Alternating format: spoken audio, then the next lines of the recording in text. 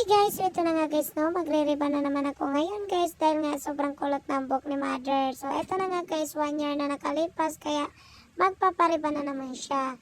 Kaso nga lang guys, ang gagawin niya ay ribbon lang talaga kasi nga ayaw ni mother magpa-treatment kasi nga ang kanyang budget lang talaga ay pang ribbon. So ito na nga guys, no, makikita nyo naman talaga kung gaano talaga kakulot yung buhok ni mother kasi nga sobrang kulot din talaga yung tubo ng buhok ni mother guys. So ito na-applyan ko na siya ng ribbon number 1.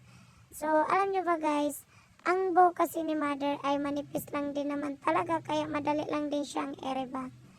Tapos ang ginagawa ko nga guys, no, para hindi mag-dry lalo ang buhok ni mother ay doon sa sa ribbon number 2 ay nilalagyan ko na rin siya ng treatment para hindi mag-dry ang buhok ni mother. So ito na nga ang resulta ng buhok ni mother guys. Mas maganda talaga kapag ang ribbon number 2 may halo.